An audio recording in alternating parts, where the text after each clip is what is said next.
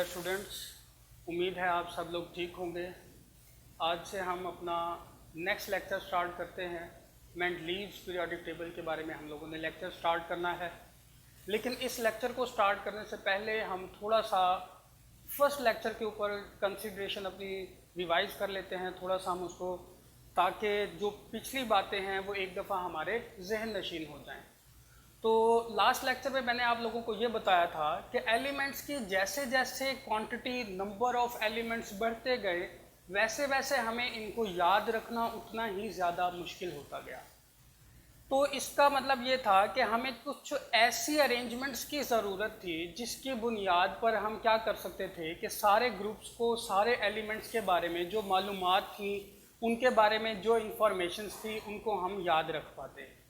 तो हमने क्या करना स्टार्ट किया, साइंटिस्ट ने इन तमाम एलिमेंट्स को अरेंज करना स्टार्ट किया, जिसमें हमने देखा था कि डिफरेंट साइंटिस्ट ने इस पर वर्क किया था। जिसमें सबसे पहले हमारे पास एक मुस्लिम साइंटिस्ट थे अल-राज़ी के बाद डोब्राइनर के बाद हमारे पास जो नेक्स्ट थे न्यूलैंड्स के बाद फिर जो हमारे पास नेक्स्ट आए वो हैं मेंडलीव्स।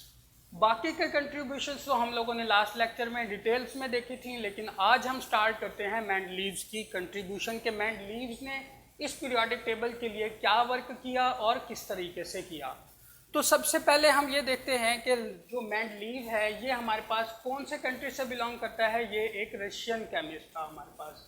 1871 में इसने अपनी जो वर्क है, जो वो इसकी वर्कशीट है, जो इसकी यूँ कह लें कि इंफॉर्मेशंस हैं पीरियोडिक टेबल के बारे में, ये इसने हमसे शेयर की।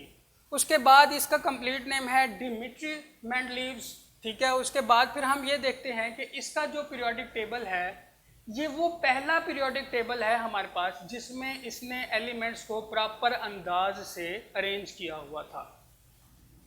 First regular arrange table.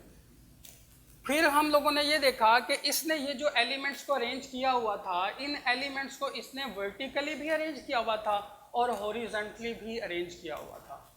तो इसके पीरियोडिक टेबल में ऐसे तमाम एलिमेंट्स जो वर्टिकली अरेंज होते हैं, वर्टिकली कॉलम की सूरत में आते हैं, उन तमाम कॉलम्स को हम नाम देते हैं ग्रुप्स का।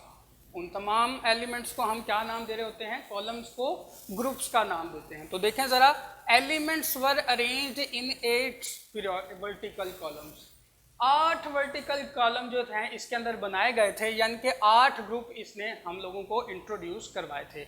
फिर हम बात करते हैं कि ऐसी तमाम रोज वर्टिकल के बाद ऐसी तमाम रोज जो कि हॉरिजॉन्टली अरेंज हुए थे एलिमेंट्स, उन्हें हम नाम देते हैं पीरियड्स का। और मेंडलीव्स की पीरियोडिक टेबल के अंदर हमारे पास 12 पीरियड्स थे जिन्हें हम लोग नाम देते हैं, पीरियड्स का नाम दे रहे हैं।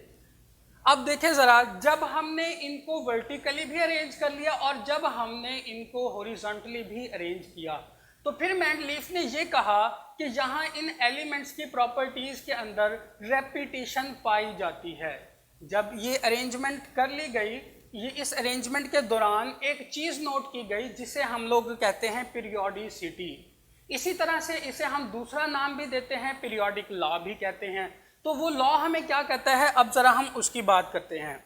The properties of elements are periodic function of their atomic masses. इसका मतलब क्या है? यानी कि ऐसे तमाम एलिमेंट्स जिन्हें इनके एलिमेंट्स के एटॉमिक मैसेज की बुनियाद पर तरतीब दिया जाए, तो उनके दरमियान क्या पाया जाता है? एक पीरियोडिक फंक्शन पाया जाता है।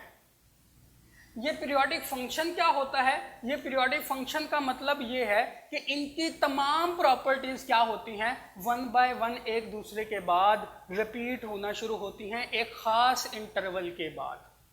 फिर इसी की ही हम दूसरी डेफिनेशन भी कर सकते हैं, elements are arranged in ascending order. हम क्या देखते हैं कि एलिमेंट्स को नीचे से बढ़ते हुए एलिमेंट्स के एटॉमिक मैसेज की बुनियाद पर of their atomic message, so there chemical properties repeat in the periodic manner. जब हम एलिमेंट्स को इनके बढ़ते हुए एटॉमिक मैसेज की बुनियाद पर तरतीब देते हैं, तो उसमें हम कुछ ये चीज़ देखते हैं कि एक ख़ास टाइम पीरियड के बाद इसमें क्या पाई जा रही होती है, एक पीरियोडिक मैनर पाया जाता है, रेपिटेशन का एक फैक्टर पाया जाता है। इस रेपिटेशन के फैक्टर को हम क्या नाम देते हैं, पीरियोडिक लॉ का नाम देते हैं। ये तो थी कुछ बेसिक इंफॉर्मेशन जो हमें मेंडलीव ने पीरियोडिक टेबल के बारे में दी थी।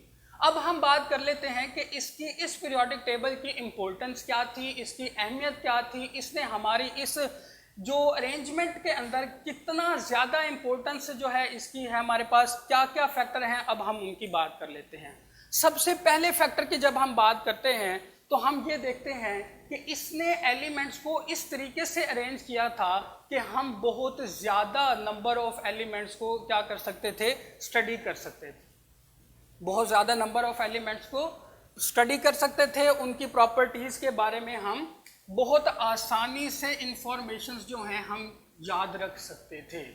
तो देखें ज़रा, guess the properties of large number of elements, कि इसका जो पहला फ़ायदा हमें हुआ वो ये फ़ायदा हुआ हमें कि हम बहुत ही ज़्यादा नंबर ऑफ एलिमेंट्स को क्या कर सकते थे, क्लासीफाई किया हुआ था और उनकी सारी इंफॉर्मेशन को, उनकी सारी प्रॉपर्टीज़ को बड़ी आसानी से याद रख सकते थे।